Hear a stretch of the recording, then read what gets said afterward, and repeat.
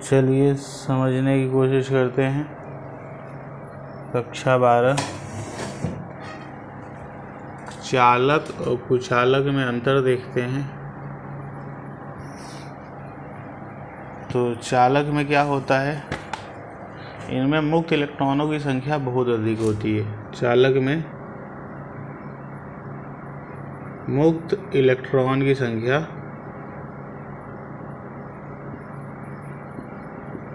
बहुत अधिक होती है।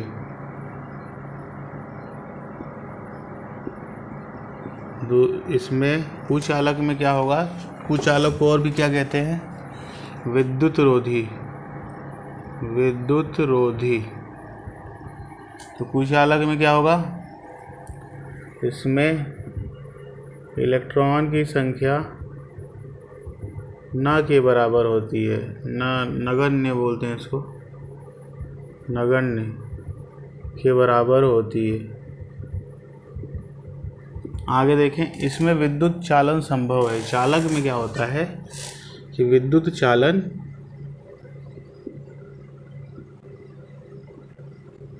संभव है, मतलब इसमें धारा बह सकती है। दूसरे में इसमें विद्युत चालन संभव नहीं है, इसमें धारा नहीं बहेगी।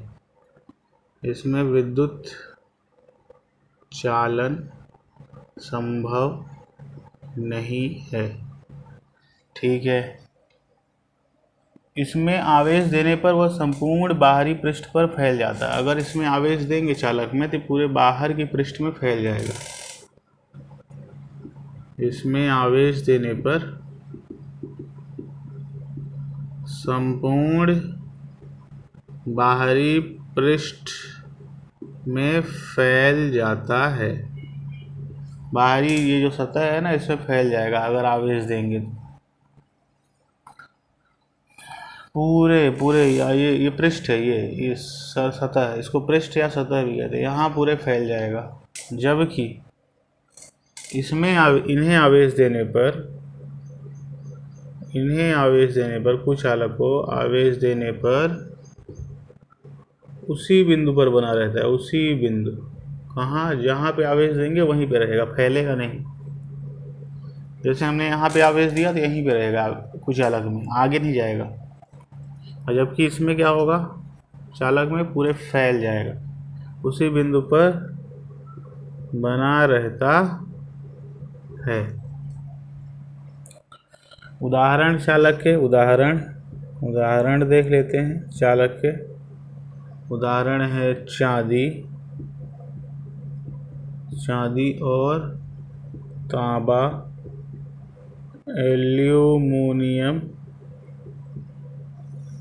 मानव शरीर, मनुष्य का शरीर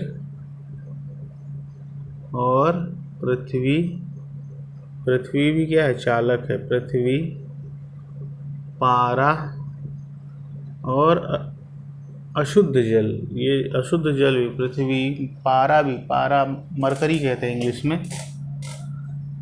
पारा और अशुद्ध जल, जो जल शुद्ध नहीं है, ये सब क्या है, चालक है। कुचालक क्या है, कुचालक समझ में आ गया। इनमें मुक्त इलेक्ट्रॉन होते हैं, नहीं कि न के बराबर होते हैं। इसमें आवेश देने पर उसी बिंदु पर बना रहता है। हाँ, इसमें विद्युत चालन संभव नहीं है। हाँ, इसका उदाहरण क्या है, उदाहरण इसके क्या है, इसमें लकड़ी है, एवोनाइट है, एवोनाइट रॉड होती है, रबर है, लकड़ी, रबर, एवोनाइट रॉड। शुद्ध जल जो होता है कुचालक होता है, उसमें शुद्ध जल जो होगा वो कुचालक होगा। शुद्ध जल। अच्छा, आगे देखें। स्पष्ट है कि धातुओं अथवा चालक वस्तुओं को आपस में रगड़ने पर चूंकि आवेश एक दूसरे में फैल जाएगा अतः उन्हें आवेशित नहीं किया जा सकता। क्या स्पष्ट है, धातुओं अथवा चालकों को आपस में जब रगड़ते हैं, धातु है या चालक है, जब आपस में रगड़ेंगे तो आवेश एक दूसरे में फैल जाएगा, उन्हें आवेशित नहीं किया जा सकता। धातुओं अथवा चालकों को आपस में रगड़ने पर आवेश एक दूसरे में फैल जाता है, उन्हें आवेशित नहीं किया जा सकता। आवेशित चालक को हाथ में स्पर्श करने पर चालक का समस्त आवेश हाथ से होकर पृथ्वी में चला जाएगा। अतः आवेशित चालक को सदैव कुचालक द्वारा ही स्पर्श करना चाहिए। क्या कह रहा है? अगर कोई आवेशित चालक है, ये जैसे ये चालक है, अब इसमें आवेश भरा है, इसको अगर हाथ से टच करेंगे, अगर ये आवेशित चालक है, इसमें आवेश है और इसको हाथ से छू रहे हैं अगर, तो आवेश, तो चालक का समस्त आवेश हाथ से पृथ्वी में चला जाएगा। अगर इसको हम छुएंगे तो हाथ से, तो ये आवेश हाथ में आ जाएगा और हाथ से होके पृथ्वी में चला जाएगा हमारे शरीर से होते हुए। अच्छा, अतः आवेशित चालक को सदैव कुचालक आवरण ही स्पर्श करना चाहिए। इसलिए आवेशित जो चालक हैं कुचालक द्वारा आवरण स्पर्श करना चाहिए। इसलिए कभी भी चालक के द्वारा, जैसे हम, ये आवेशित चालक है, हम भी चालक हैं, तो हम जाके इसको अगर स्पर्श कर देंगे तो आवेश पृथ्वी हमारे होते हुए पृथ्वी में पहुंच जाएगा। इसलिए हम अपने हाथों से न करें, किसी कुचालक से करें। जब कुचालक से करेंगे तो आवेश उसमें आ ही नहीं पाएगा। जैसे ये कुचालक होगा, ये बॉक्स हो गया। अब इसको इससे छू रहे हैं तो ये आवेश यहाँ आ ही नहीं पाएगा इससे, क्योंकि कुचालक है, इसमें आवेश आ ही नहीं पाएंगे। जैसे हम हैं, हम चालक हैं, यहाँ से आवेश आके पृथ्वी में चला जाएगा। अच्छा, ठीक है। तो आवेशित चालक को हाथ से स्पर्श न करें। काहे से करें? काहे से करें? कुचालक से करें। हम लोग क्या हैं? चालक हैं। हमारा हाथ क्या है? चालक है। तो कुचालक से करें। अतः उसे सदैव कुचालक स्टैंड पर रखना चाहिए। यहाँ पे एक लाइन लिखी है, स्पष्ट है, धातुओं अथवा चालक वस्तुओं को आपस में रगड़ने पर चूंकि आवेश एक दूसरे में फैल जाएगा अथवा उन्हें आवेशित नहीं किया जाता है। आवेशन की विधियां देख लेते हैं। आवेश मतलब कि हम किसी वस्तु को कैसे आवेशित करते हैं, उसमें आवेश कैसे लाते हैं। आवेशन की विधियां, जिसको आवेशन को इंग्लिश में चार्जिंग कहते हैं, चार्जिंग। तो यहाँ पे लिख देते हैं मेथड ऑफ चार्जिंग, आवेशन की विधियां। तो इसके कई तरीके हैं आवेशन के। पहला है बाई कंडक्शन। तो कंडक्शन को कहते हैं चालन द्वारा। और दूसरा है बाई इंडक्शन। इंडक्शन को कहते हैं प्रेरण द्वारा। ठीक है। तो हम आवेशित कैसे कर सकते हैं? कंडक्शन द्वारा, जिसे हम चालन द्वारा कहते हैं, और इंडक्शन द्वारा, इंडक्शन को हम प्रेरण कहते हैं। तो किसी भी वस्तु को किसी आवेशन यानी आवेशित करने की ये जो विधि है, ये पहली विधि है चालन द्वारा और दूसरी है प्रेरण द्वारा। अच्छा, चालन द्वारा हम कैसे आवेशित कर सकते हैं? चालन द्वारा आवेशित करना, चालन द्वारा यानी बाई कंडक्शन। चालन द्वारा अगर हमें आवेशित करना है, चालन द्वारा कैसे आवेशित होगा? इस विधि में अनावेशित वस्तु को आवेशित वस्तु से स्पर्श कराते हैं। ऐसा करने से आवेशित वस्तु का कुछ आवेश अनावेशित वस्तु पर चला जाता है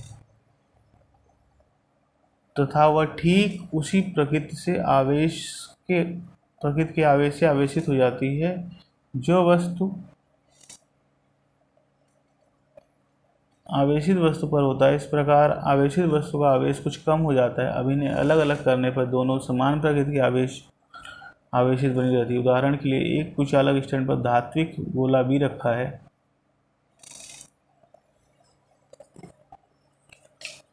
तो इसको समझने की कोशिश करते हैं।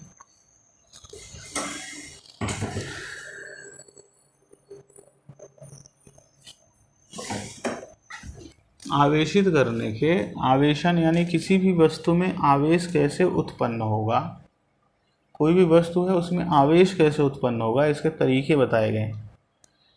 तो इस विधि में अनावेशित वस्तु को क्या करते हैं, आवेशित वस्तु से स्पर्श कराते हैं। ऐसा करने पर आवेशित वस्तु का कुछ आवेश अनावेशित वस्तु पर चला जाता है तथा ठीक उसी प्रकृति से आवेश से आवेशित हो जाती है जो आवेशित वस्तु पर होता है। इसी प्रकार आवेशित वस्तु का आवेश कुछ कम हो जाता है। अब इन्हें अलग अलग करने पर दोनों समान प्रकृति आवेश द्वारा अवशेषित बनी रहती है। उदाहरण के लिए एक कुचालक स्टैंड पर धात्विक गोला भी रखा है।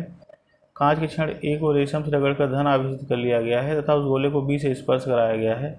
ए के गोले बी को स्पर्श में आने पर क्षण का आवेश गोले बी पर स्थानांतरित। तो वास्तव में क्षण ए इलेक्ट्रॉन की कमी को पूरा करने के लिए गोले बी के कुछ मुक्त इलेक्ट्रॉन गोलों को बी से क्षण ए में चले, जैसे गोला बी भी धन आवेशित हो जाता है।